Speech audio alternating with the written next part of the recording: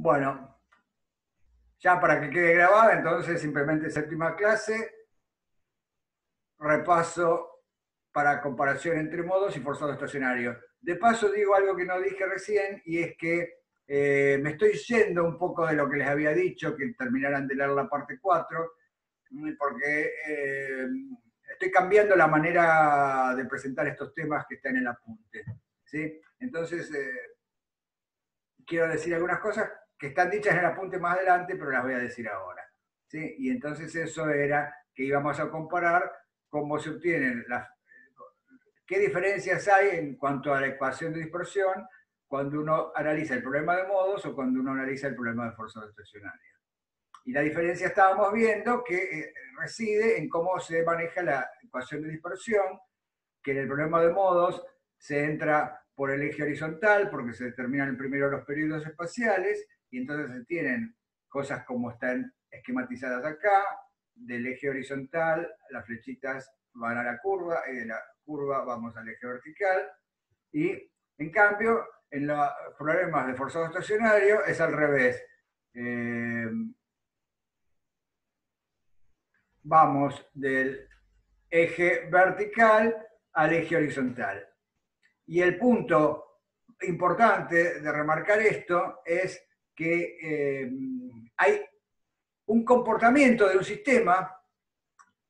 Fíjense que hay un comportamiento de un sistema que depende de la frecuencia de la fuerza impulsora. Esto es realmente conceptualmente bastante nuevo, porque nunca lo habíamos visto así, y creo que nunca habíamos reflexionado sobre esto. En todos los problemas de forzado, uno ponía la frecuencia de la fuerza impulsora y el sistema respondía, por ejemplo, el resorte forzado de física 1, y siempre respondía igual. Acá siempre respondía igual porque la frecuencia, por ejemplo, era siempre igual, era siempre la misma. En cambio acá, fíjense que el tema es que si la relación de dispersión tiene cotas en los valores permitidos de la frecuencia, esto tiene muchas consecuencias para el problema forzado estacionario, porque hay casos, hay situaciones como las que están esquematizadas acá con flechitas, donde en ciertos rangos de frecuencia no puedo encontrar frecuencias espaciales. Y entonces cuando pasa eso, se dice que el medio se comporta reactivamente. ¿Sí? Y en cambio, cuando pasa como en el caso de la ecuación de ondas clásica, que para toda frecuencia de la fuerza impulsora puedo encontrar una intersección con la curva y entonces encontrar un periodo espacial, se dice que el medio se comporta dispersivamente. Entonces, el medio no es dispersivo ni reactivo, sino que el medio se comporta de una manera u otra dependiendo del valor de la fuerza impulsora. Y entonces esto tiene muchas implicaciones para, por ejemplo, en aplicaciones como filtros, como vamos a ver en unos minutos.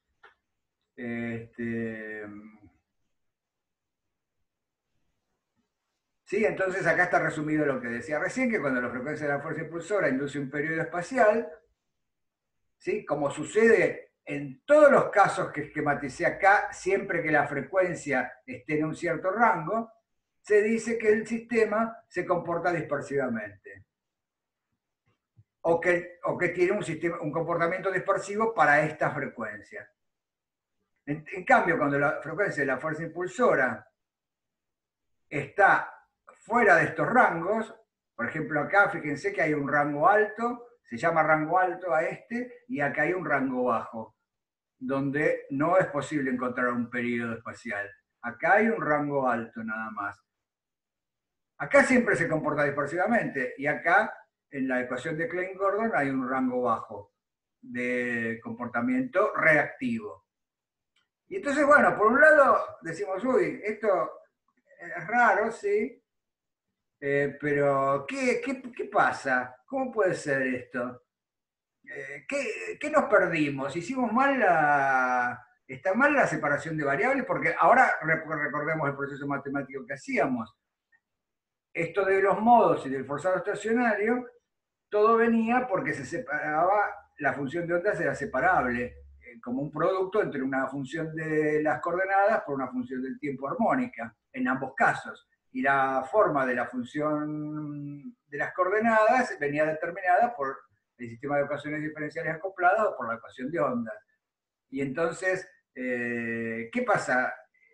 Cuando resolvimos las ecuaciones en diferencia, usamos más la formulita esa que de cómo esa receta que usamos para encontrar los a sub n en función de n, que es lo mismo que encontrar el a de x en función de x. ¿Sí? Entonces, bueno, este es el problema que quiero que le prestemos atención ahora. ¿Sí? Si tienen algún comentario.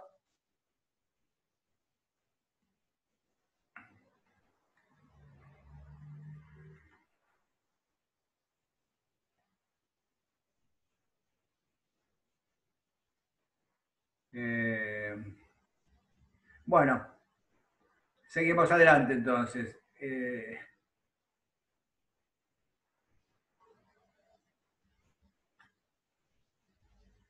Si no tienen comentarios, seguimos adelante.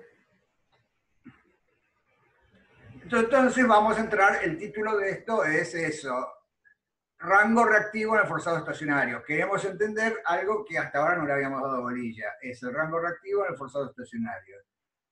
Resulta que ni las ecuaciones en diferencia, la manera en que habíamos resuelto las ecuaciones en diferencia a través de esa formulita de los a sub n, que eran una combinación de senos y cosenos de n, o la separación de variables, que llegábamos a una ecuación de ondas para la parte, para las amplitudes espaciales, que también era una combinación de senos y cosenos de x. Eso está bien. Lo que pasa que esta solución que no estamos entendiendo es una solución que descartamos de alguna manera. Descartamos porque el hecho de que, por ejemplo, en este esquema que está a la izquierda, en el rango alto yo entre por el lado izquierdo con la frecuencia de la fuerza impulsora y no haya una intersección, quiere decir que no hay un tita, pero quiere decir que no hay un tita que yo pueda graficar en este gráfico donde todo es real. Pero realmente, si uno le presta atención a esto, sí que hay un tita que sea solución para esta frecuencia. Fíjense, miren la ecuación de dispersión que está acá, la primera a la izquierda. Si yo entro con un omega que sea mayor que la raíz de 4T0 sobre MA, entonces, claro, no va a haber ningún tita, porque los senos están tienen módulo entre 0 y 1, y entonces nunca voy a encontrar un tita que haga que el seno sea mayor que 1 para que el valor de la frecuencia sea mayor que 4T0 sobre MA. ¿Se entiende esto?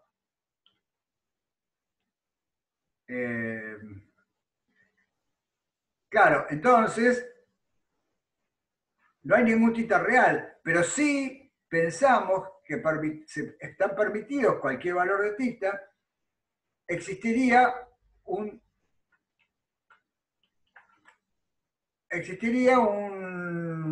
tita imaginario, ¿sí? Porque, por ejemplo, el seno de un número imaginario termina siendo el seno hiperbólico de otra cosa, ¿no? Eso lo saben. Y el seno hiperbólico no está acotado entre 0 y 1. El seno hiperbólico tiende asintóticamente a una exponencial creciente.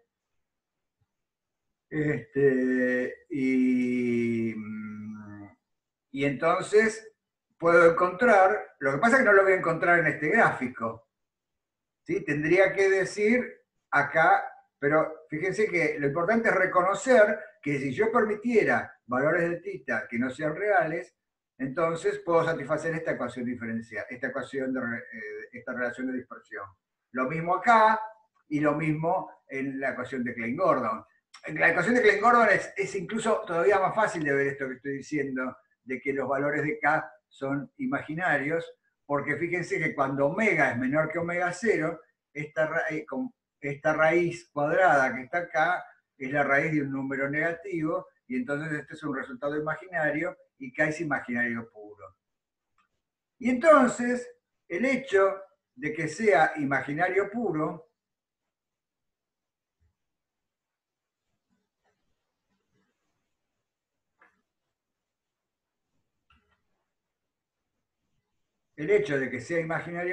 entonces, me dice que no hay ningún periodo espacial en el sistema. Si quieren hacer una pregunta, háganla por el chat o si quieren, abran el micrófono. Porque yo para cambiar las pantallas se me pierde el chat. Por ejemplo, ahora lo tengo perdido.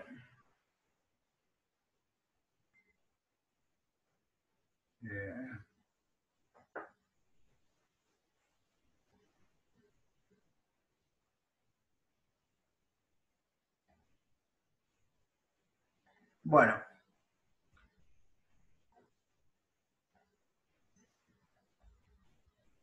Acá Tomás pregunta, ¿qué sería un teta imaginario o una frecuencia imaginaria? Bueno, a eso vamos, Tomás. Mira, acá encontré el chat. Vamos a eso, entonces. Creo que el problema es que... Ahí está. A ver. Así puedo tener todo junto a la vista. Minimizando un poquito eso. ¿Ustedes ven bien el PDF?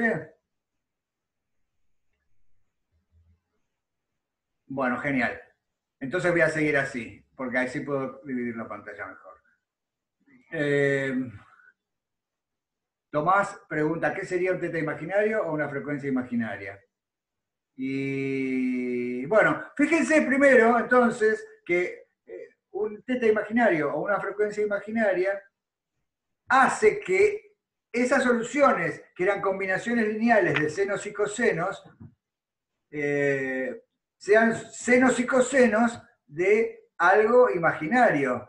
Y si pensamos que los senos y cosenos son combinaciones lineales de exponenciales imaginarias, ¿sí? O sea, el seno, por ejemplo, es e a la ix menos e a la menos ix dividido 2i.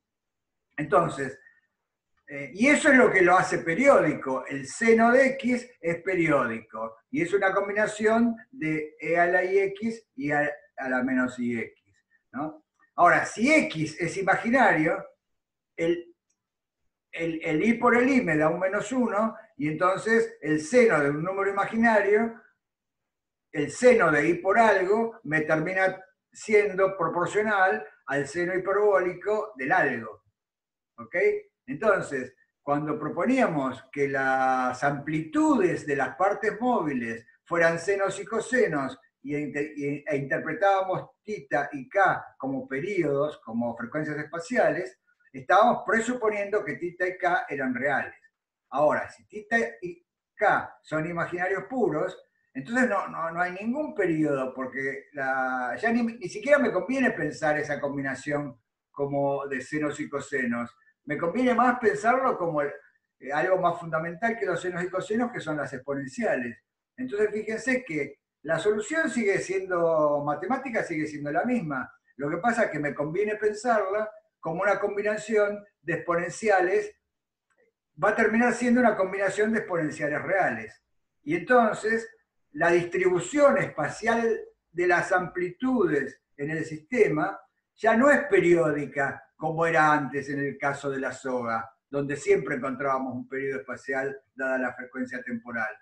No, en este caso, el comportamiento espacial es una combinación de exponenciales reales, una creciente y una decreciente. Y si tuviéramos un sistema infinito, vamos a ver dentro de poquito que la exponencial creciente no está permitida en esos sistemas y que solo sobrevive la exponencial decreciente. Y entonces, el hecho de que de que no encontremos un periodo espacial real en estas ecuaciones, en estas tres ecuaciones, quiere decir que matemáticamente que los θ y k son imaginarios, pero físicamente lo que quiere decir es que el comportamiento del sistema no es periódico. Es decir, que una fuerza impulsora periódica que mueva el sistema en un extremo, por ejemplo, ¿sí?, no produce un comportamiento periódico del sistema. No solo que no es periódico, sino que es exponencial decreciente.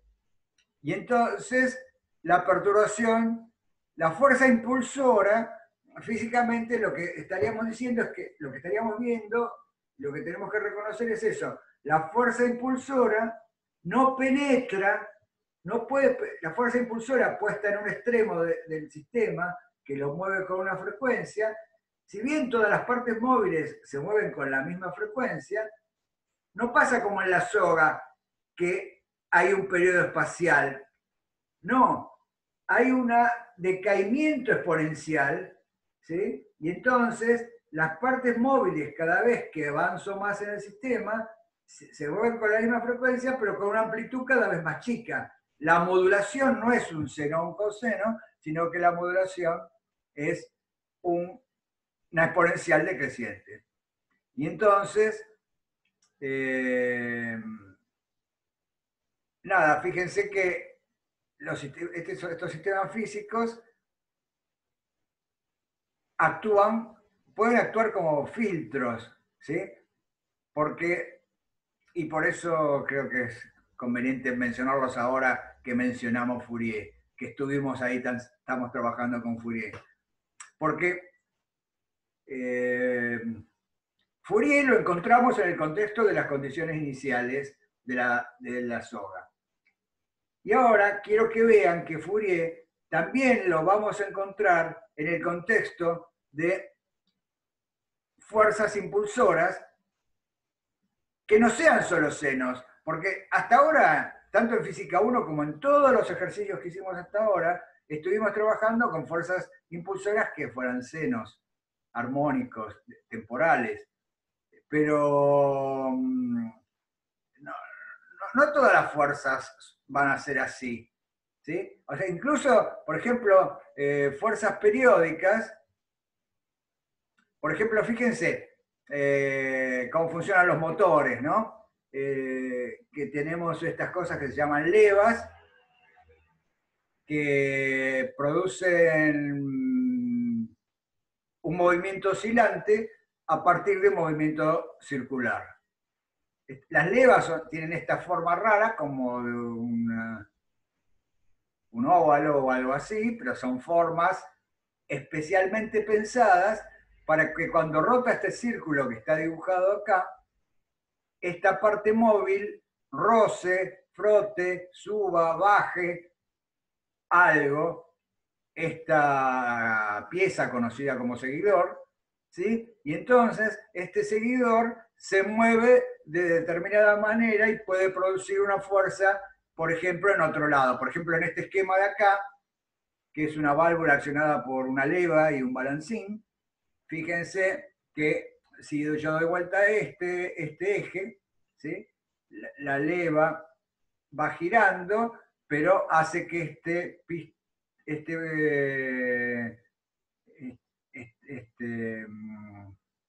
cilindro, esta varilla, ¿sí?, suba y baje, y eso produzca en este balancín una determinada fuerza que se podría usar como fuerza impulsora, ¿sí? Y sería una fuerza impulsora. ¿Cómo sería esta fuerza impulsora? ¿Cuál es la característica?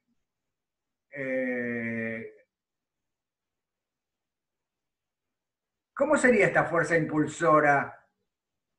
El comportamiento temporal de esta fuerza impulsora. ¿Cuál sería la característica más importante que podríamos mencionar así de solo con este dibujito que yo les conté? ¿Cómo sería esta fuerza impulsora como función del tiempo? Si lo que hago es dar vuelta con velocidad constante el eje de la leva.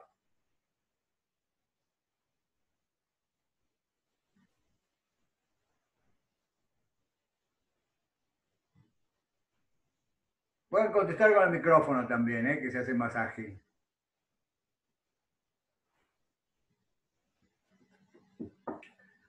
Muy bien, Tomás. Periódica. Claro, Lautaro dice, cada tanto tendría algún pico. Y pero depende de la forma de la leva, cómo va a ser. Por ejemplo, miren, les voy a mostrar una animación. Voy a dejar de compartir esto un momentito. Espero que no se nos vaya todo el diablo. A ver, vamos a hacer así. Dejar de compartir esto. Y voy a compartir.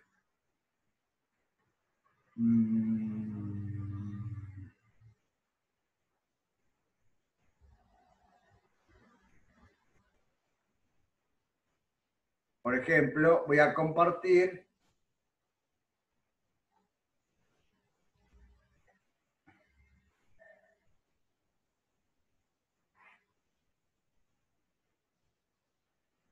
este. A ver.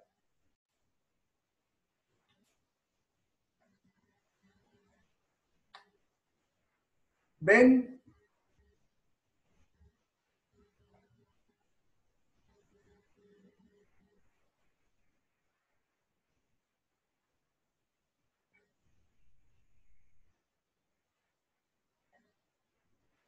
¿Ven? Acá está girando el eje de la leva y produce un movimiento que lo que podemos asegurar es que es periódico. ¿Cómo es en función del tiempo? Y bueno, por momentos acá parece que no se mueva, pero si lo diseñáramos de otra manera se movería. ¿Sí? Por ejemplo, voy a abrir ahora otro, a ver.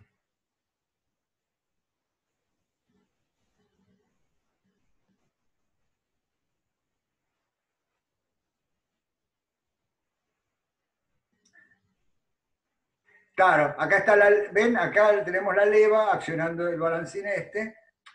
¿Sí? Todo esto lo quiero mostrar para que se lo imaginen cómo serían estas fuerzas impulsoras mecánicas.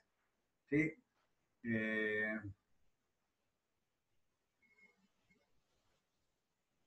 Vamos a dejar de compartir eso.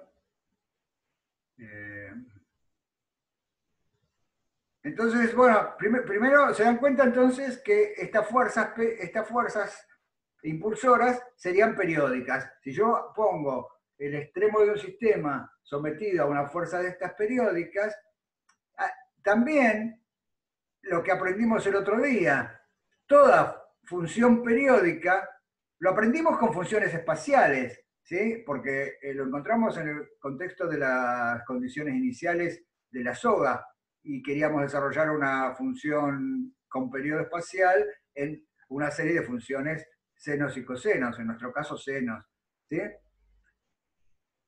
Pero fíjense que ese mismo resultado ahora lo podemos aplicar acá. La cosa sería así. Sabemos resolver muy bien el caso de, una función. Sabemos resolver muy bien el forzado estacionario cuando tenemos funciones sinusoidales, y es todo esto que estuvimos discutiendo y ni nos habíamos planteado si eran sinusoidales o no, sabíamos que eran sinusoidales y pensábamos casi que era lo único que podíamos poner, pero ahora nos damos cuenta que las funciones que se usan para, por ejemplo, los motores no tienen por qué ser sinusoidales, son periódicas. Y entonces, usando los desarrollos de Fourier, podríamos escribir esa función periódica como una suma de senos y cosenos. Pero para cada uno de esos senos y cosenos, entonces habría una frecuencia del forzado. Y la fuerza impulsora sería una combinación de muchas fuerzas impulsoras, de las componentes de Fourier a distintas frecuencias. Y entonces, si la ecuación de ondas es lineal, ¿sí? y poníamos una inhomogeneidad que era suma de muchas cosas, ¿sí? Si para una sola inhomogeneidad teníamos una solución, ahora cuando tengamos una suma de n inhomogeneidades, por la linealidad de la ecuación de ondas, la solución va a ser la suma de soluciones para cada una de las frecuencias. ¿Sí? ¿Se entiende? Entonces, el objetivo de hablar de esto es para que tengan claro que los forzados estacionarios que veníamos hablando hasta ahora y que hemos resuelto para una sola frecuencia, los vamos a aplicar ahora ya, ¿sí? A forzados estacionarios que no sean solo un seno o un coseno. Vamos a seguir trabajando como un seno y un coseno, pero tenemos que pensar que los senos y cosenos no existen en la realidad. O sea, que los senos y cosenos existen en las matemáticas, pero en la física no existen los senos y cosenos. Todas las cosas empiezan y terminan, ¿sí? Y entonces, en cambio, los senos y cosenos no empiezan ni terminan nunca. Entonces, ese es uno de los temas que venía en el capítulo 4, pero que antes de darlo quería hacer esta introducción para que se entienda mejor hacia dónde íbamos.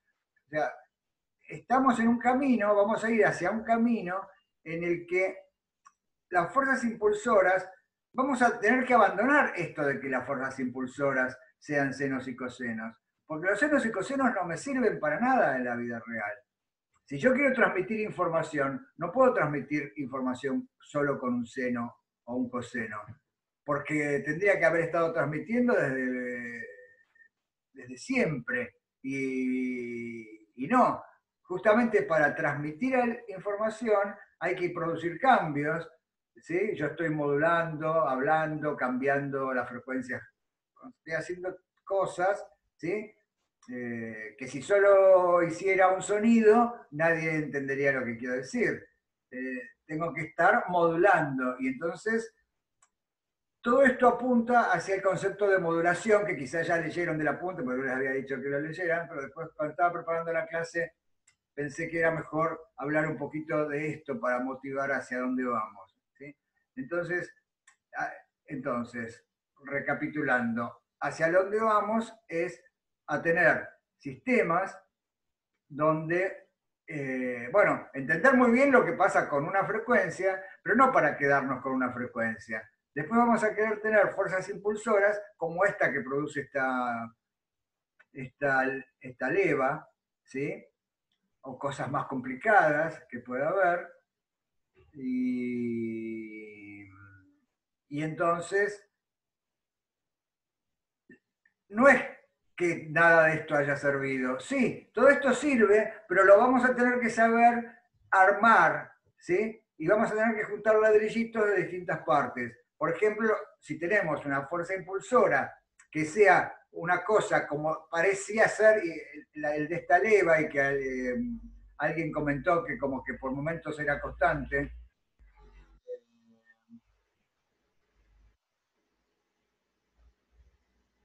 que no me acuerdo quién era, eh, porque perdí de nuevo el chat.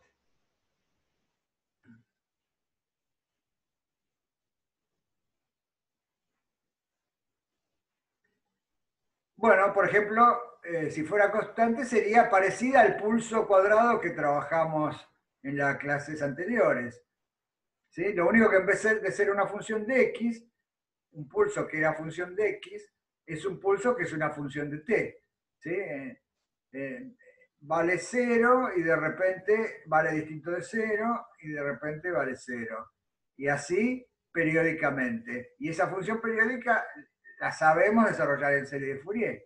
Y eso entonces es lo que habría que poner en el lado derecho de la ecuación de dispersión, de la ecuación de ondas. ¿Sí? Sería lo que hay que poner en el lado derecho de las inhomogeneidades de las ecuaciones de movimiento. ¿Sí? Yo acá había escrito, después me fui por otro lado, pero yo había escrito que si todas las partes móviles del sistema En general, todas las partes móviles del sistema podrían estar forzadas por fuerzas impulsoras armónicas. ¿Sí? Y en este caso, por ejemplo, cuando tenemos un sistema de ecuaciones acopladas, que era homogéneo, en este caso, si todas las partes móviles estuvieran forzadas por fuerzas impulsoras armónicas, lo que tendríamos es que ahora ese sistema homogéneo deja de ser homogéneo, tiene una inhomogeneidad que sería un vector columna con todas las componentes distintas de cero y que podría hacer que cada parte móvil esté atada a una leva como esta, que tienen todas la misma frecuencia, pero podrían tener distintas amplitudes dadas por esta varilla que está acá, ¿sí? O por la forma que tenga la leva. ¿Quieren hacer algún comentario o pregunta sobre esto? Háganlo por micrófono hasta que encuentre el chat.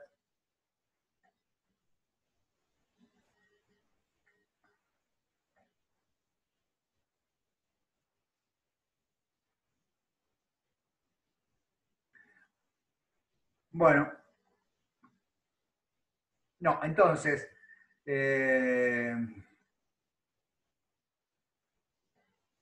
toda esta introducción es porque si tuviéramos todas las partes móviles unidas a fuerzas impulsoras, o sea, impulsadas por fuerzas armónicas, la solución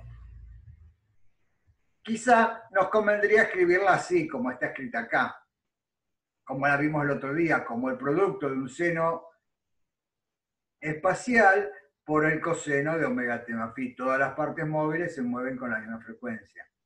Y acá hay una parte espacial. Fíjense que entonces también hay una dualidad en cómo ver estas soluciones.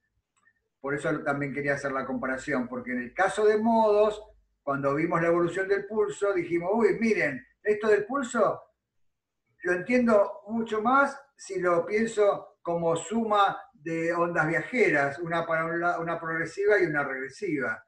¿Sí? En cambio, si daba una condición inicial arbitraria, como en el caso de la guitarra, no podía pensarlo como una suma de ondas viajeras, no ganaba nada, lo pensaba como una onda estacionaria y entonces lo pensaba como está escrito acá, como D por el seno de kx más alfa, por el coseno de omega t más phi. En cambio, en el caso del pulsito se entendía mucho mejor si lo pensaba de esta otra manera, como está en la última ecuación a la derecha, que sería una suma de ondas viajeras, de una onda progresiva, que es la que tiene fase 1, y de una onda regresiva, que es la que tiene fase 2. Y lo mismo entonces pasa acá. Fíjense, si todas las partes móviles están forzadas, lo que voy a ver es una cosa de movimiento de todo el sistema y a lo mejor no me interesa ver estas ondas viajeras. Si bien sé que esta identidad trigonométrica vale, pero no le puedo sacar ningún jugo físico. Lo sigo mirando así, es más fácil quizá. En cambio, hay situaciones, quiero que presten atención a las situaciones en las que sí, porque hacia eso vamos. Vamos a ver cómo es la propagación de ondas. Y cuando uno quiere estudiar la propagación de ondas, es decir, cuando uno quiere ver estos términos, o alguno de estos términos por separado, la progresiva, la regresiva, ¿sí? Que vamos a llamar onda incidente, onda reflejada, onda transmitida, ya vamos a ver, todavía no lo definimos mucho, no lo definimos bien, hablamos, lo mencionamos, pero cuando se quiere estudiar la propagación de una de estas ondas, cuando uno habla de propagación está hablando de ondas viajeras, entonces ya no importa esto. Si bien este problema lo podríamos estudiar, es interesante, pero no es interesante mucho para el curso de ondas. Es interesante a lo mejor para un curso de ingeniería de motores, ¿sí? Donde muchas partes móviles son impulsadas por levas como esta, ¿no? Entonces, yo ahora quiero que prestemos atención al forzado estacionario en sistemas unidimensionales, pero cuando las fuerzas impulsoras están localizadas en alguna parte móvil especial del sistema. Y eso quiero que sea así para que sea parecido a lo que veíamos con la cuerda de guitarra cuando la perturbación inicial estaba localizada, por ejemplo, en el centro, y entonces ahí veíamos cómo viajaba la progresiva y la regresiva. ¿Sí? En realidad, eso sería un jueguito, pero hay situaciones que son mucho más importantes en las aplicaciones tecnológicamente, y es que la parte móvil que se fuerza suele ser la del principio del sistema. ¿Sí? Por ejemplo, en los antiguos cables de telégrafo había una persona que transmitía un código Morse y generaba entonces que hubiera tensión eléctrica o que no hubiera en un cable. Y entonces se había creado un código Morse que me permitía transmitir mensajes. Podíamos estudiar las ondas viajeras. ¿Sí? Lo mismo podríamos pensar en una soga muy larga y que yo muevo un extremo y me comunico con una persona a través de esa soga. Le digo, mira, si muevo la soga es un 1 y si no la muevo es un 0. Y entonces me creo un código binario y codifico cosas. Y cuando muevo la soga es un 1, cuando no la muevo es un 0. Y nos ponemos de acuerdo y nos podríamos entender de esa manera. Entonces, en el forzado estacionario, para las aplicaciones y para mostrar las ondas viajeras, vamos a ver, en general, vamos a estudiar problemas donde la fuerza impulsora está localizada en el comienzo del sistema, en lo que sería el comienzo del sistema, identificaríamos esa fuerza impulsora con un emisor, con alguien que emite algo, con algo que quiere mandar una onda por el sistema, ¿sí? Entonces, queremos que esa onda, que va a ser, si ponemos el sistema de coordenadas en la dirección de esa onda, de esa cuerda, va a ser una onda progresiva, y queremos ver cómo esa onda progresiva viaja, ¿sí? Y bueno, y esa onda progresiva seguirá viajando. Y ¿sí? Entonces, en ese caso, fíjense, en este tipo de problemas, cuando tenemos el emisor en un extremo del sistema unidimensional, si la fuerza es armónica y el sistema es finito, si el sistema es infinito, en el forzado estacionario solo estaría la onda progresiva. Entonces, ya no nos conviene pensar en esa suma. Acá hicimos algo para que esté solo la onda progresiva. Y entonces, en el sistema tendríamos solo esta parte, la que tenía fase 1 en la anotación de la clase pasada. ¿Sí? Y esta que tiene fase 2 no estaría, porque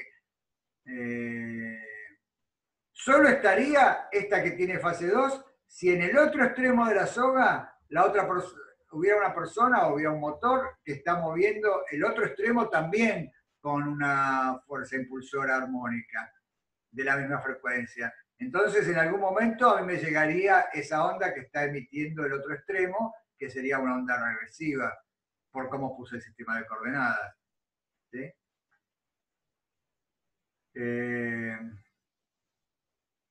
Lo que pasa es que acá la taché a la onda regresiva porque digo, solo estoy moviendo el extremo en x igual a 0. Y entonces tengo la onda que viaja a lo largo de las x crecientes.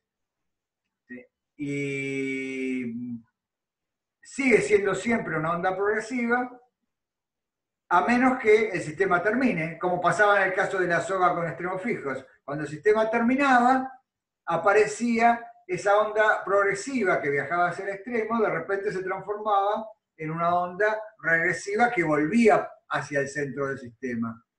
¿Sí? Esta onda regresiva se llama onda reflejada. O sea, esta sería entonces ya la definición de la onda reflejada. Es esa onda que aparece cuando hay un obstáculo, en este caso del extremo fijo, por ejemplo, y entonces es necesaria para poder satisfacer la condición de extremo, ¿sí? Porque para que el extremo esté fijo no podía estar solo la progresiva, tiene que aparecer una regresiva para que esté la onda estacionaria.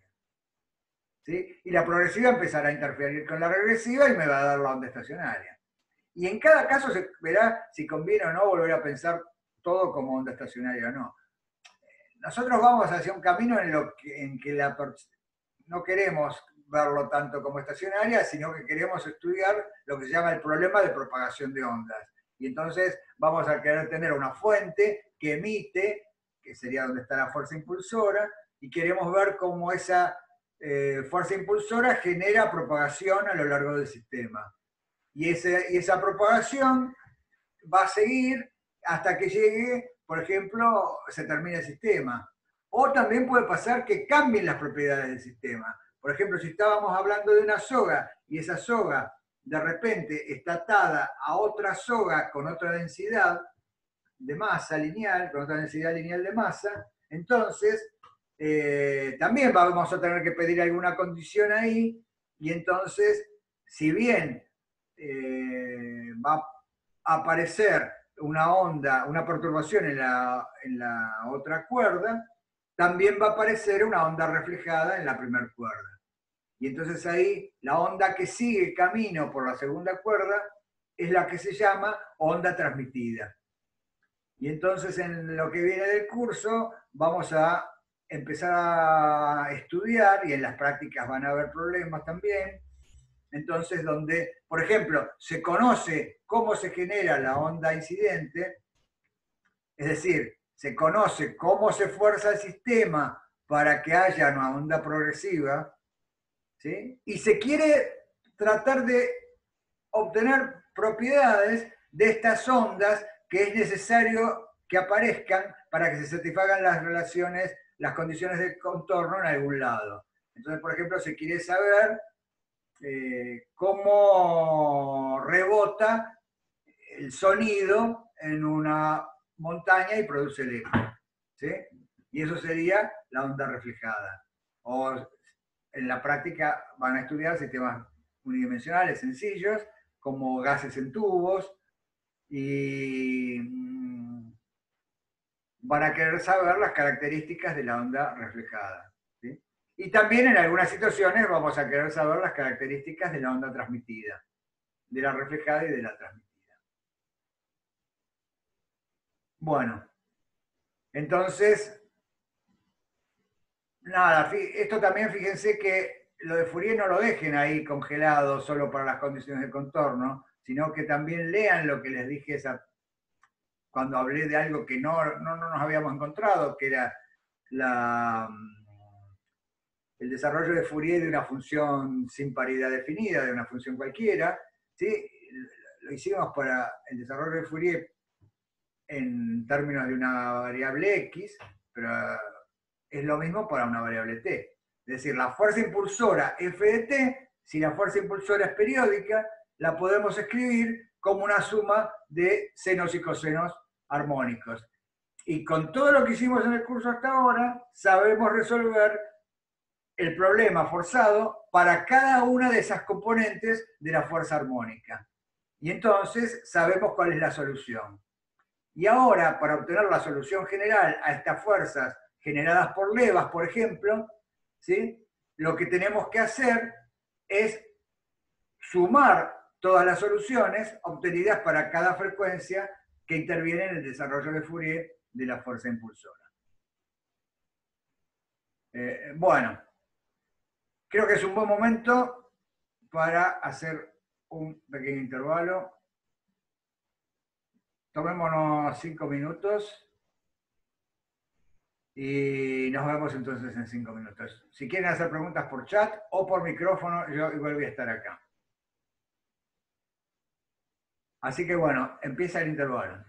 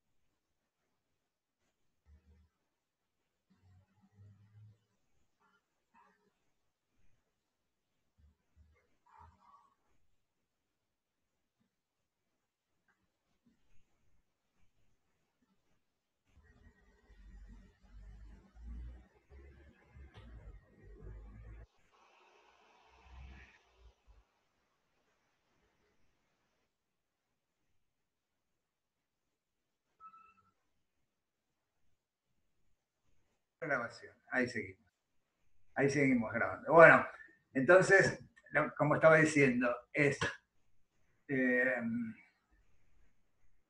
estas fuerzas impulsoras que vienen de los sistemas mecánicos, los vamos a seguir llamando fuerzas impulsoras, aunque a lo mejor no son las fuerzas como las pensamos en los sistemas mecánicos. En otros sistemas, estas fuerzas impulsoras son, por ejemplo, en un sistema acústico podría ser el parlante que genera la perturbación acústica.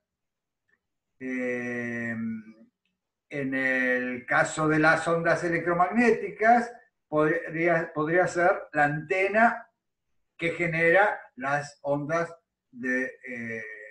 electromagnéticas, ya sea la señal telefónica, ya sea la señal de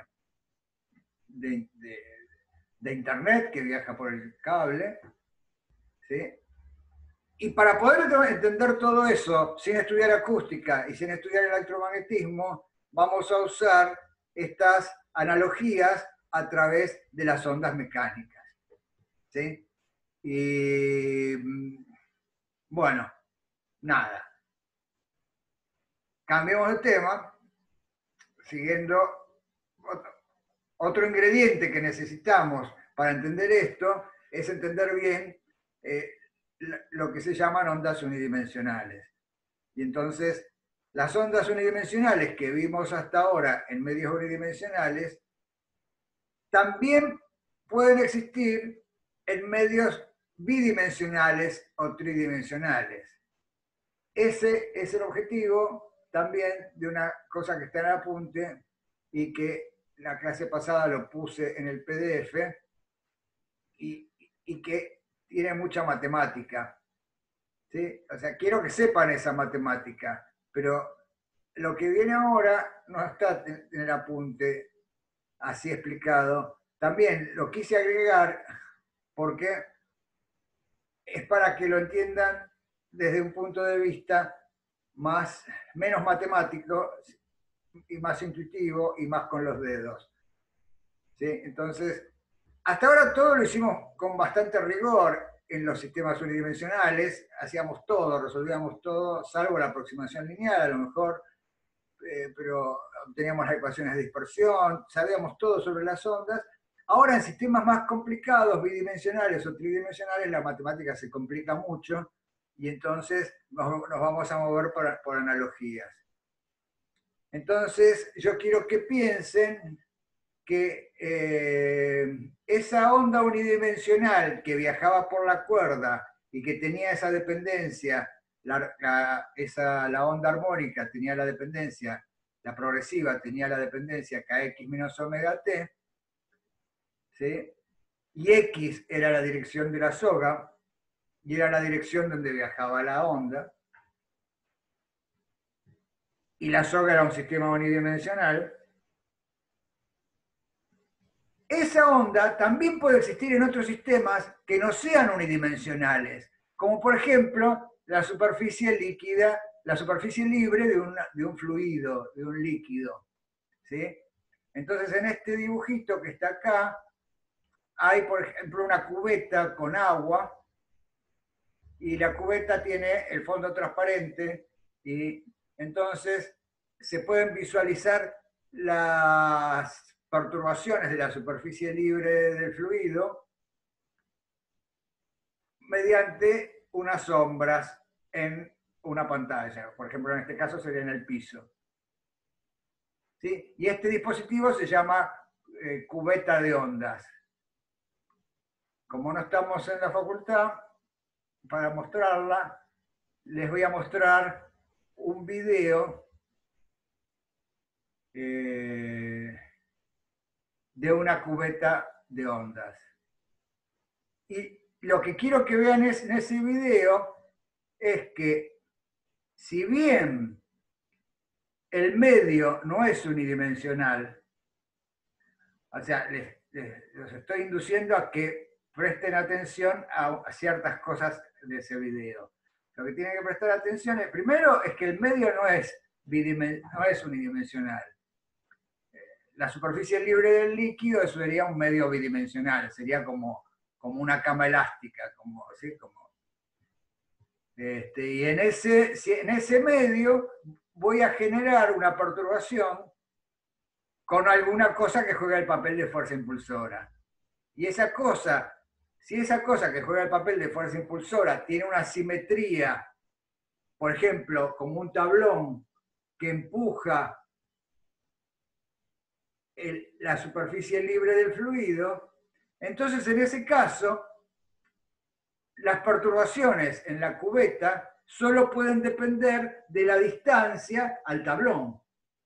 Y entonces, si la distancia al tablón la llamo X, fíjense que la onda que tengo que encontrar también va a ser kx menos omega t. Va a tener la dependencia kx menos omega t. Por más que el medio tenga X e Y, sea un medio bidimensional. Entonces, voy a dejar de compartir esta. Y vamos a ir a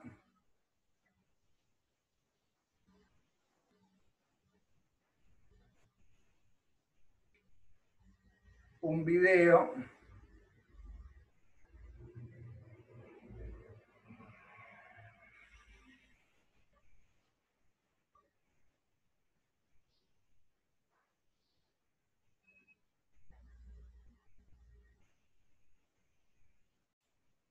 Acá está.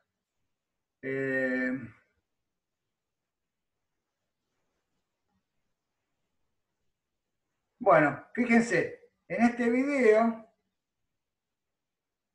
lo que quiero que vean es esta parte que está acá, debajo de estas pelotitas rojas, ¿sí? Fíjense que es un plano. Esencialmente es un plano y este plano se va a mover. Vamos a empezar el video desde el principio. Esta es la cubeta de ondas en la cual vamos a observar fenómenos que tienen que ver con ondas en la superficie del agua. Como pueden ver, se aprecia aquí, las franjas brillantes corresponden a la zona. Fíjense, acá lo que estamos viendo son las perturbaciones y fíjense que las perturbaciones solo dependen de la distancia a la parte esa que se movía. Es decir, son los puntos que tienen igual perturbación, son todas estas líneas que son perpendiculares a la dirección en que viaja la perturbación. O sea, la perturbación viaja para donde estoy marcando con el cursor, viaja como para la derecha de la pantalla, y los puntos con igual perturbación, por ejemplo, los puntos blancos y los puntos grises, los puntos negros, todos son perpendiculares a esa dirección. ¿Sí? En un medio tridimensional, esto era un medio bidimensional, en un medio tridimensional, si moviera todo el medio tridimensional con una tabla también, como hago acá, los puntos con igual perturbación serían planos. ¿Sí? Por eso a este tipo de ondas se los llaman ondas planas. O sea, esa onda unidimensional que estaba en la soga, la seguimos viendo con esa misma dependencia, coseno de kx menos omega t, como una onda progresiva que viaja hacia la derecha, la seguimos viendo en este caso, en este medio bidimensional. La seguimos viendo así porque hicimos cosas especiales. Por ejemplo, pusimos una fuerza impulsora con una simetría que me diera esto. Que están más iluminadas producto de la acción lenticular que se forma sobre el agua en movimiento. ¿Ven? Este motor es el que hace oscilar a esta como tablita que está acá. Los que se ponen sobre la casa, por ejemplo, y entonces se generan estas como ondas. un obstáculo, Bueno, otro obstáculo, acá ya cambia un poco. y se puede hacer el Le pone efecto de la obstáculos. Esto difracción. se los muestro, El frente pero van lo al vamos a pasar estudiar al más encontrarse con adelante. este obstáculo, Va a ser uno de atraviesan los el últimos obstáculo capítulos y del las ondas se curso. dispersan Es y estudiar cómo adquieren la forma de un una onda que frente interactúa circular. con un obstáculo se puede generar estas cosas.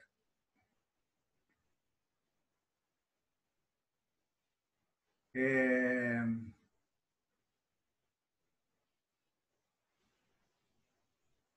Entonces, acá en el chat, no estoy viendo el chat, veo que hay un mensaje en el chat, pero como maximicé la pantalla, no sé por qué se me pierde. O sea que si el que mandó el mensaje al chat lo quiere vocalizar, genial, ¿eh?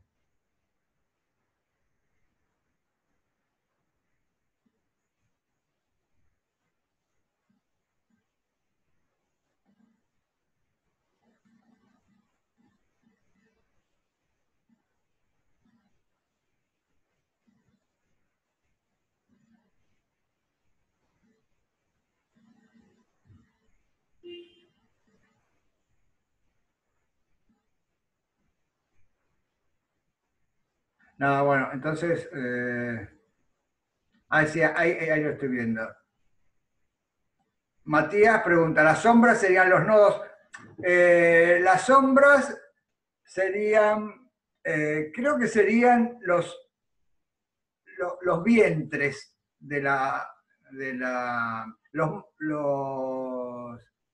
los blancos creo que eran las crestas y las sombras creo que serían los vientres. Pero como vamos a ver en un ratito, eso depende de las condiciones de iluminación y todo. Creo que sería así, pero después lo estudiamos. Entonces,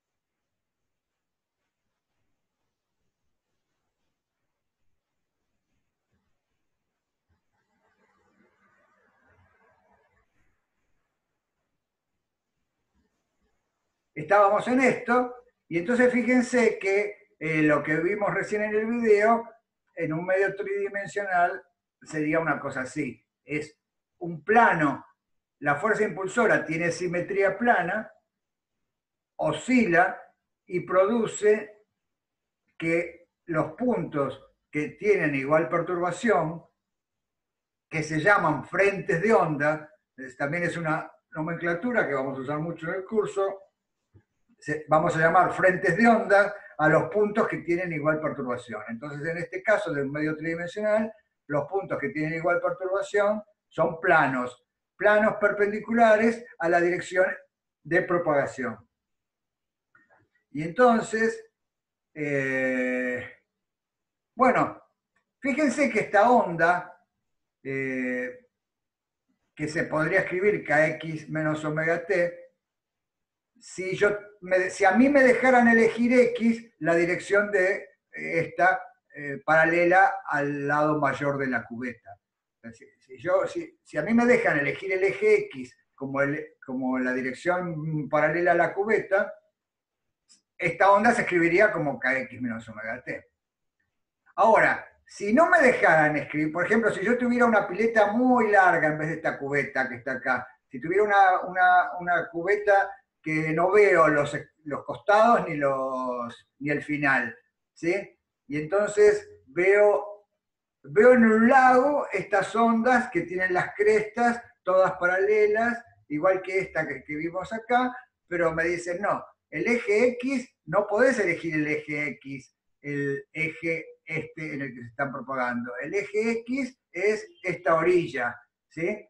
Y entonces, si el eje X fuera la orilla y yo quiero seguir describiendo esta onda, ¿sí? Y eso está en este grafiquito que está acá, en este esquema.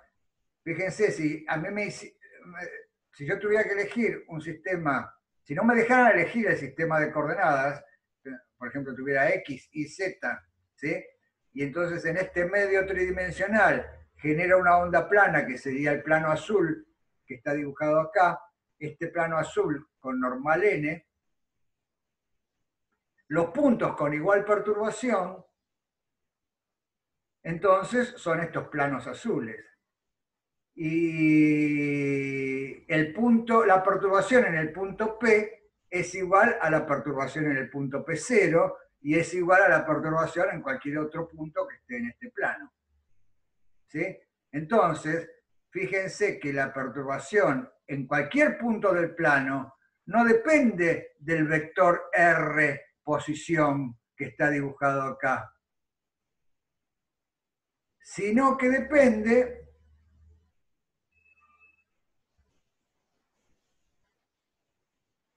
de la proyección del vector R en la dirección de la normal al plano. Es decir, depende de este R0 que está acá. Es decir, de la distancia del origen de coordenadas al plano. ¿Sí? Por otro lado, fíjense que la ecuación del plano... Disculpa, profe, Sí, pero no se puede ver, la pantalla está verde. wow. Gracias, Lautaro.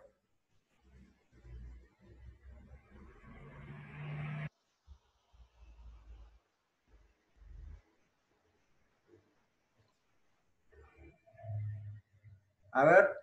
Ahí se podía ver, ahí se podía ver. Ahí que están viendo. No, recién cuando habías activado, ahora nada, pero recién cuando habías vuelto a activar se podía ver la pantalla. A ver, bueno.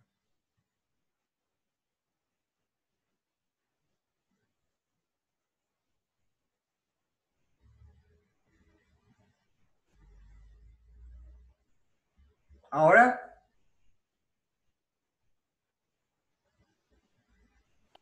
Perfecto, se ve. Bueno, gracias. Abran el micrófono, porque acá tengo un problema de video, ahora me doy cuenta. Es algo de que estoy usando una pantalla. Ahí apareció. Bueno, Luciana, ahí veo el chat, ahí me apareció el chat. Genial. Creo que es cuando maximizo dos cosas a la vez. Bueno, entonces, ¿esto del plano azul lo habían visto o se perdió, nunca lo se vio nunca?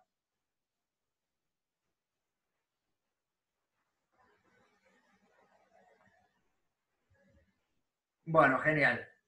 Esto del plano entonces es una demostración de que en un medio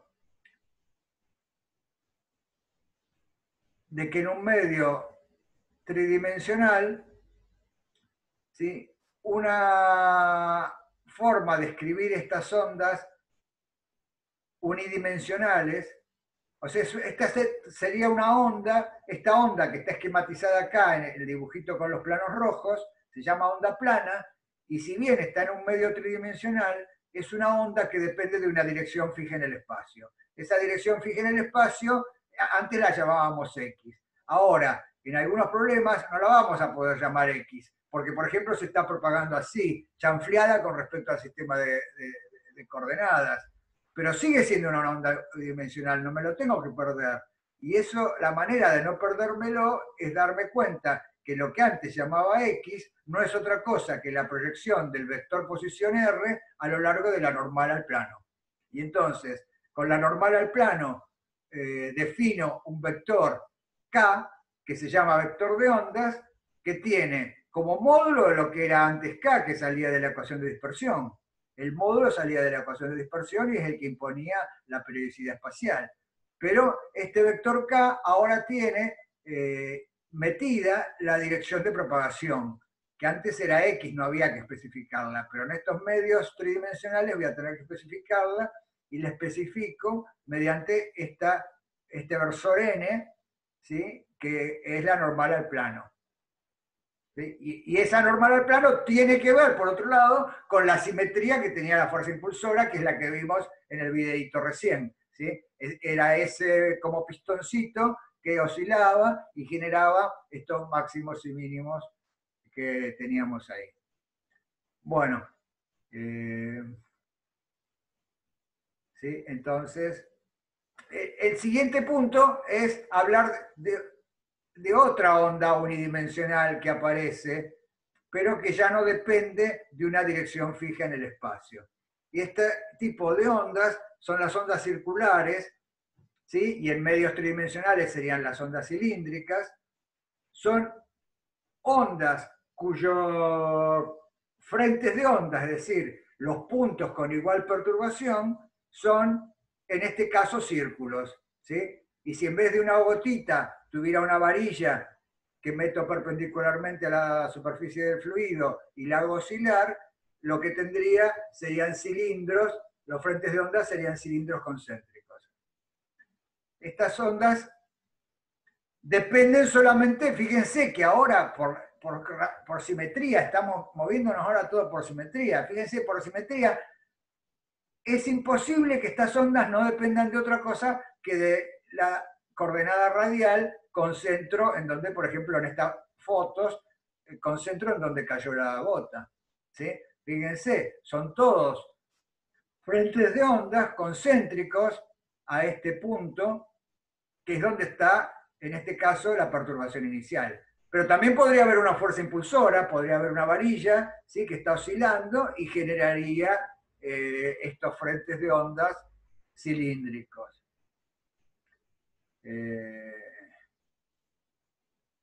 Entonces, no, acá les quería mostrar un video que ahora voy a perder el chat y todo, así que abran el micrófono. Les voy a mostrar un video de ahí un fotógrafo que se dedica a sacar estas fotos con unas cámaras ultra rápidas, ¿no? Pero creo que eso va también a mostrar un poquito, si ustedes quieren jugar en su casa y tratar de... No hace falta tener este montaje que tiene este fotógrafo. Se puede sacar a lo mejor con un celular, hagan la prueba. Voy a dejar de compartir el PDF y voy a compartir un video de YouTube.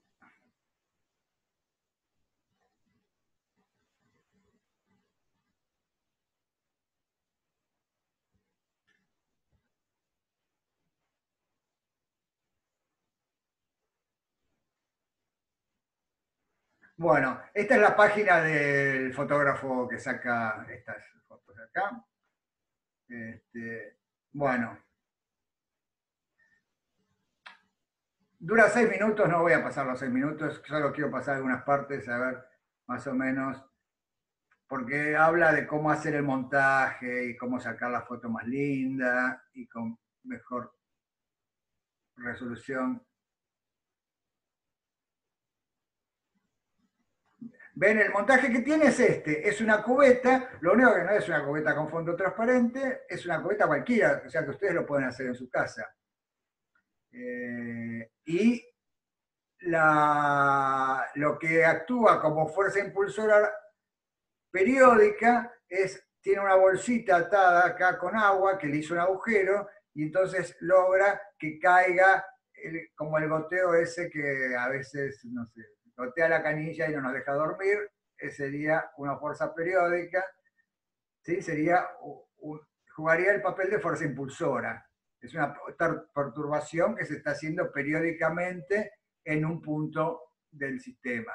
Y esa perturbación va a producir, entonces, las perturbaciones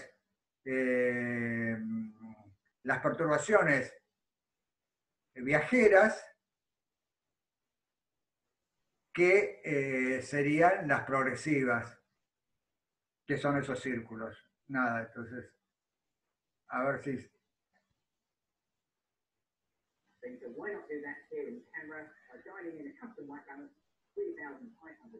Bueno, él está entusiasmado con la parte fotográfica. No va a hablar mucho de física, por eso no importa. Acá están los detalles técnicos de cómo sacó las fotos. Pero lo que quiero que vean es, entonces, cómo, si no estuvieran los bordes de la cubeta, seguiríamos teniendo esas ondas progresivas que serían ondas circulares. ¿Sí? Bueno, saca la foto y obtiene entonces los frentes de onda en un instante. Pero si acá en el video... Bueno, nada.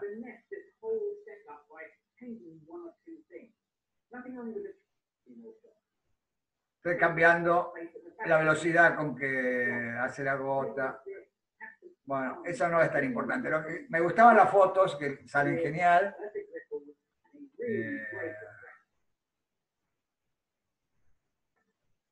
Y entonces, esto que está acá,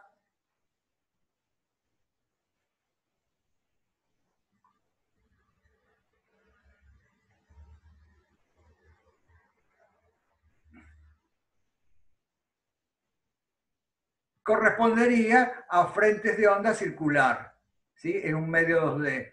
Y en un medio 3D correspondería a frentes de onda cilíndricos. Disculpe, profe, Sí. pero ¿se le ocurre algún ejemplo de ondas en 3D? ¿De ondas en 3D cilíndricas? Sí, cilíndricas o planas, porque no me estoy pudiendo imaginar. Bueno, mira, te voy a decir un ejemplo un poco absurdo, pero que se entiende. Sería, imagínate una pileta de natación, como la cubeta, pero una pileta de natación, y que hubiera una tabla paralela a uno de una pileta rectangular, ¿no? Y que hubiera una tabla paralela, o que uno de los lados de la pileta se pudiera mover, un plano, ¿sí? Entonces que hubiera un plano en la pileta que se mueve, oscila armónicamente, y entonces en el agua tendrías frentes de onda plano. O sea, no solo una maderita que mueve la superficie como en el video que vimos, sino ahora una tabla completa que se mete hasta el fondo y entonces que oscila así. No sé si estás viendo mis manos, ¿no? Lo que estoy queriendo hacer.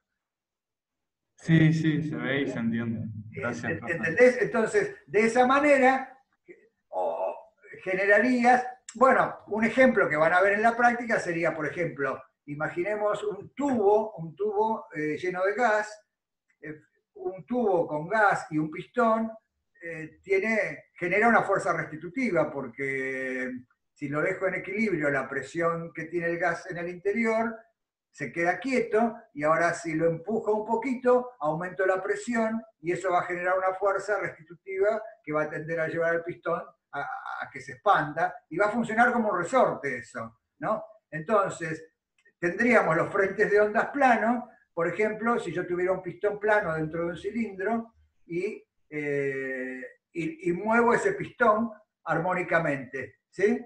Y entonces en ese cilindro, si no termina nunca, lo que voy a ver es la propagación por ese cilindro de enrarecimientos del aire y de partes más densas del aire. Y vamos a tener lo que sería una onda de sonido, ¿sí? Que también lo van a ver en la práctica. Ese sería el ejemplo de una onda plana en tubos, ¿sí? El caso de las ondas esféricas, imagínense, bueno, por ejemplo, las ondas esféricas, cualquier fuente con simetría, cualquier fuerza impulsora con simetría esférica, o sea, un punto puntual o con simetría esférica, ¿sí? Que yo la gire y no me dé cuenta que la giré, produciría entonces perturbaciones que solo dependen de la distancia al centro de la esfera. Por ejemplo, una explosión en un lugar. ¿Sí? Si explota una bomba en un lugar, se va a producir una perturbación en la atmósfera que solo dependa de la distancia de la explosión, ¿sí? Y entonces, una perturbación que depende solo de la distancia a la explosión es una perturbación esférica. Todos los puntos con igual perturbación son los puntos que tienen igual distancia radial. ¿Sí? ¿Te queda claro? Sí, gracias, profe. Bueno, de nada, Nico.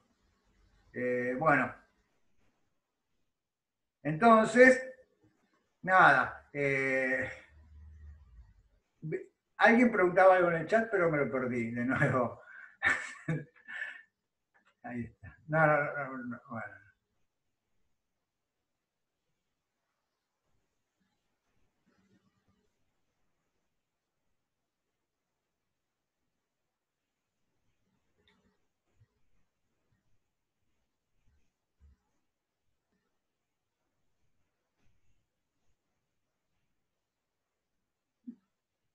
Si los que preguntaron en el chat pueden preguntar por el micrófono directamente, ¿eh? Bueno, sigo entonces.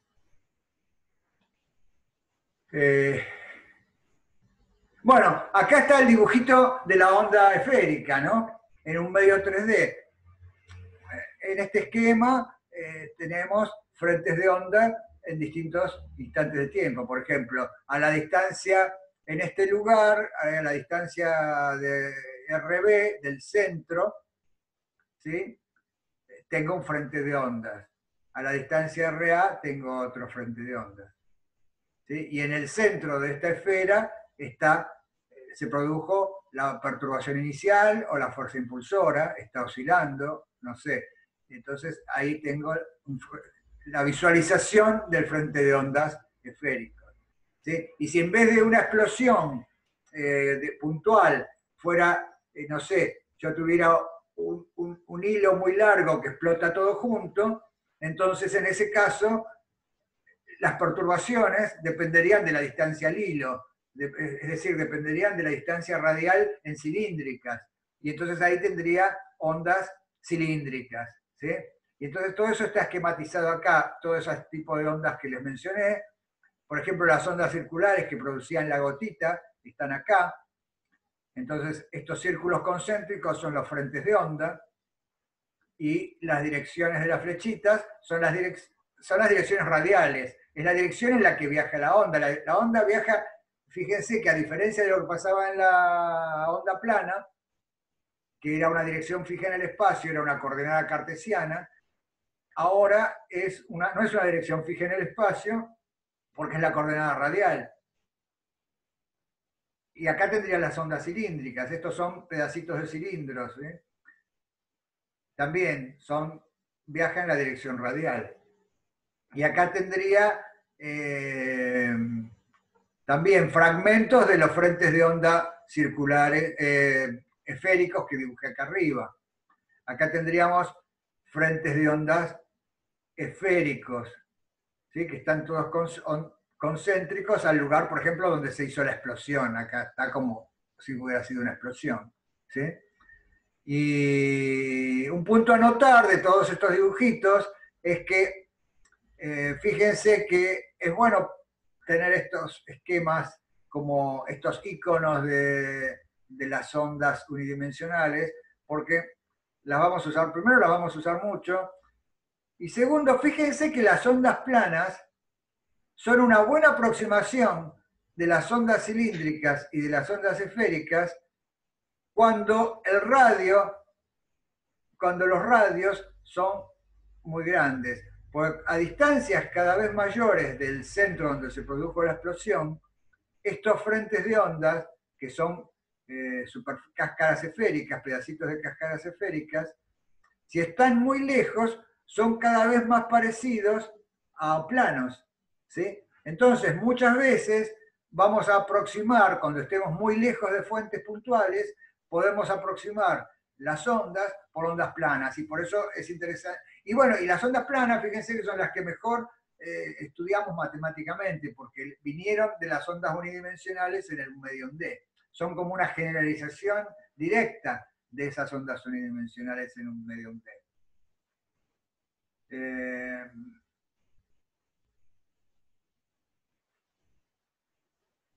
Bueno,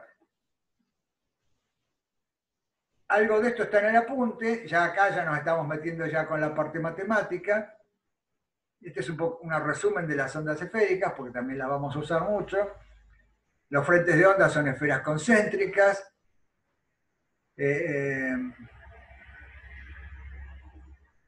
es un punto que hasta ahora no hemos hablado casi, pero si la explosión se produce en un medio homogéneo e isótropo, los frentes de ondas son esféricos. O sea, ese ejemplo que dije recién de la explosión es si el medio es un medio homogéneo e isótropo, porque si el medio no es homogéneo, los frentes de ondas dejan de ser esferas en una explosión. ¿Sí? Si para un lado tengo aire y para el otro lado tengo agua, va a haber media esfera para un lado y media esfera de otra cosa para el otro, ¿no? O sea, la simetría esférica que yo les había dicho que leyeran en el apunte, se refiere a estas funciones de onda que en vez de depender de x, y, z, t, solo dependen de la coordenada radial de esféricas y del tiempo. Es decir, no dependen de x y zt, dependen de x y zt, pero a través solo de la combinación raíz cuadrada de x cuadrado más y cuadrado más z cuadrado. Y en ese caso, en el apunte está demostrado que la solución más general de las ecuaciones de las ondas esféricas son ondas progresivas, esta F, y ondas regresivas, esta G, pero no de x menos bt y x más bt, sino de r menos bt y de r más bt. Con la característica muy importante que la amplitud, que es este C1 sobre R o C2 sobre R, dependen inversamente de la distancia radial. Por eso, bueno, eso también se entiende sin matemáticas si uno piensa que la energía se tiene que conservar. Entonces, si yo acá produje, no sé, el micrófono emite tal potencia acústica, ¿sí? Esa potencia acústica se tiene que conservar en todo el frente de ondas. Ahora, esa potencia acústica se va distribuyendo en superficies cada vez más grandes. Pero si esa energía se conserva, ¿sí? Y está contenida en superficies cada vez más grandes, su densidad superficial va disminuyendo, ¿sí? Para que se conserve. Y entonces, por eso, cuando estamos muy lejos de una fuente acústica, cuanto más lejos estamos de una fuente acústica, más débil escuchamos el sonido, porque nuestro oído sigue teniendo siempre el mismo tamaño, y entonces pesca siempre la misma superficie de estos frentes de onda. Pero si el frente de onda tiene un radio muy grande, pesca poca energía, porque en cambio, si el frente de ondas tenía un radio chiquito, pesca más energía, porque la misma energía está distribuida en una superficie menor, si el radio es menor, o en una superficie mayor, si el radio es mayor. Bueno, esta parte con F, entonces sería una explosión, ¿sí? Sería la onda que se expande, la progresiva. Mientras que la parte con G, que sería la parte regresiva, sería una implosión, sería una onda que converge hacia un centro. Bueno, y por último, todo esto es lo que está con matemática pura, por eso le quería agregar esta parte, en el apunte. Esta es la parte que yo les había dicho que leyeran, ¿sí? Entonces, todo viene de admitir que la ecuación de ondas clásica, que antes en el caso unidimensional era una combinación era una proporcionalidad entre la derivada segunda temporal y la derivada segunda espacial, ¿sí? En el caso bidimensional y tridimensional, esa derivada segunda espacial se generaliza en el laplaciano, el nabla cuadrado, es decir, la suma de las derivadas segundas. ¿Sí? Y eso es fácil de entender si uno piensa en los modelitos que uno usó para obtener la derivada segunda espacial. El modelito que uno usó para obtener la derivada segunda espacial eran estos modelitos de cadenas con cuentas, y entonces la derivada segunda espacial tenía que ver con la proyección de la tensión de un lado y la proyección de la tensión del otro lado, y entonces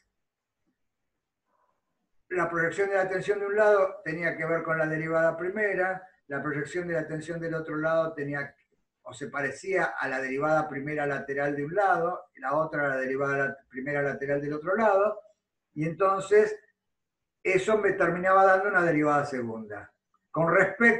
Una derivada segunda con respecto a x, ¿sí? Con respecto a la dirección en que estaba el sistema. Ahora, si el sistema no hubieran sido resortitos solo en la dirección X, sino que hubiera sido una malla de resortes en la dirección X y en la dirección Y, como algunos que resolvimos en la práctica de resortes en X y en Y, ¿sí? Entonces, cada parte móvil va a tener fuerzas restitutivas en X que van a dar derivadas segundas en X. Y también va a tener fuerzas restitutivas, pero de los resortes que están en Y, que también van a dar derivada segunda con respecto a Y. Y si los resortes en X y los resortes en Y tienen las mismas constantes elásticas, va a salir el factor de proporcionalidad, que va a ser un B cuadrado, que va a quedar factor común de las derivadas segundas con respecto a X y de las derivadas segundas con respecto a Y. Y en el caso tridimensional también va a aparecer la derivada segunda con respecto a Z. Entonces, esto es la formalización matemática de lo que estuve diciendo de los dibujitos de las ondas planas coloradas que vimos y de la cubeta de agua. ¿Sí? Esto que está acá, en el apunte hay una demostración de por qué tiene que ser así, esto que dije recién. Y eso tiene que ver con suponer que las perturbaciones no dependen de los ángulos de esféricas, que solo dependen de la coordenada radial de esféricas. Y entonces, solo suponiendo eso y escribiendo el laplaciano en coordenadas esféricas, se puede demostrar esta ecuación que está acá, de que la función de ondas que corresponde a simetría esférica es del tipo una constante sobre R por el coseno de KR menos omega t, en el caso armónico. Esta sería la progresiva o la expansión. ¿Sí? Y a veces vamos a trabajar con la notación exponencial. Y en vez de escribir el coseno, vamos a escribir más fácil E a la I KR menos omega t. Bueno, y las ondas cilíndricas, esas son más difíciles y en el apunte solo hay no hay una demostración, sino razones de plausibilidad, porque involucran, la solución de la ecuación de ondas ahí involucra funciones que no estamos habituados. Son las funciones de Bessel. Y entonces, las funciones de Bessel se parecen lejos de las fuentes, se parecen a esta que escribí acá, que son inversamente proporcionales a la raíz de R. Bueno, eso es todo lo que habría que saber sobre ondas unidimensionales. Si quieren hacer algún comentario o alguna pregunta, a lo mejor tuvieron dudas cuando leyeron esto. Así damos por cerrado esta parte de ondas unidimensionales.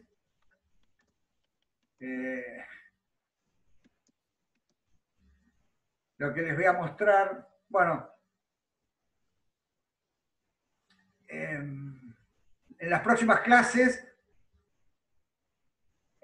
y también un poco como resumen, acá hay unas cosas que son como un resumen de lo que vimos y hacia dónde vamos. ¿Sí? O sea, Hola. Sí. Si le falta azúcar. Hola, Luciana.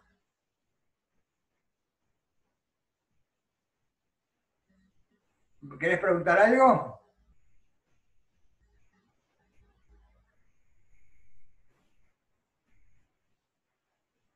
Profe, ahí No, Luciana. perdón, lo desmuteé sin querer. Solo quería preguntar si hasta dónde tenemos que leer para la próxima. Bueno, vamos a seguir con la parte de modulación que les había dicho del capítulo 4. Vamos a entrar en la parte de modulación. Dale, gracias. No, de nada. Quiero mostrarles un video.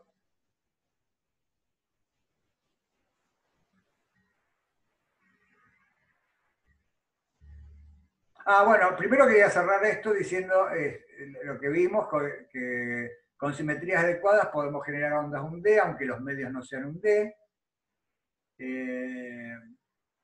con perturbaciones iniciales localizadas o con fuerzas impulsoras armónicas.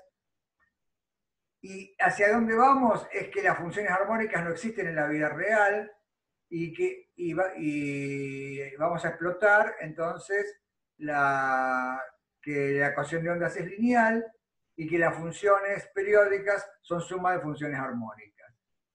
Y con fuerzas impulsoras periódicas vamos a obtener soluciones armónicas que vamos a sumar para construir la solución general. Y entonces para la próxima clase lo que vamos a ver es este tema que se llama modulación. Es decir, ¿cómo podemos hacer para cambiar y abandonar esos senos y esos cosenos y poder decir, transmitir unos y ceros en el binario, o poder transmitir música, o poder transmitir voz?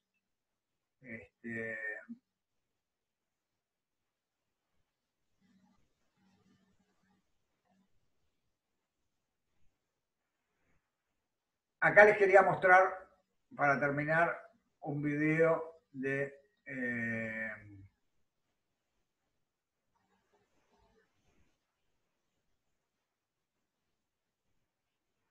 cómo se generan, que ilustra esto que dije de que con la simetría adecuada se pueden generar ondas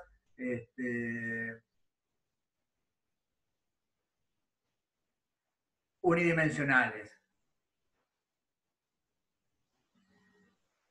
Bueno, nada, acá esto es un lago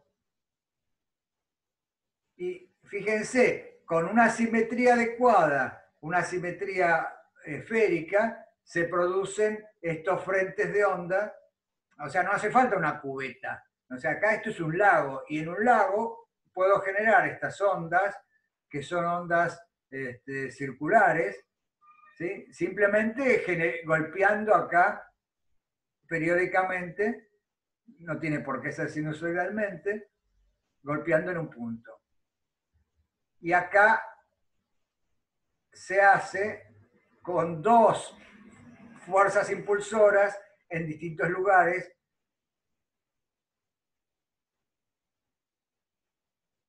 Y se ve un fenómeno que vamos a estudiar en la segunda parte del curso, que es lo que se llama interferencia. Entonces, fíjense, con dos fuentes, cada una genera estas ondas unidimensionales, y ahora estas dos ondas unidimensionales interfieren entre sí, se superponen. Bueno, entonces, acá damos por terminada la clase. Si quieren hacer alguna pregunta, abran el micrófono hasta que encuentre el chat. Que no. Ahí está.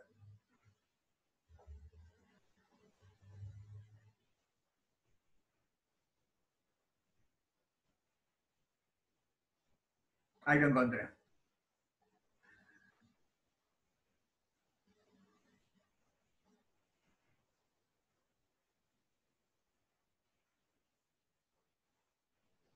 Bueno, y no sé si está María Luz.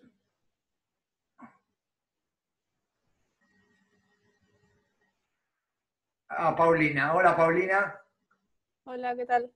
¿Qué tal? Te voy a pasar entonces Dale.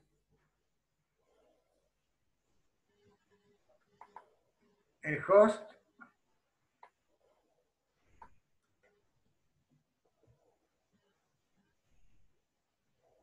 Ay, genial. Genial. Bueno, entonces los dejo. Nos vemos el martes que viene. Buen fin de semana para todos. Bueno, chao, Paulina. Chao, Ricardo. Nos vemos. Buen Nos fin de. vemos.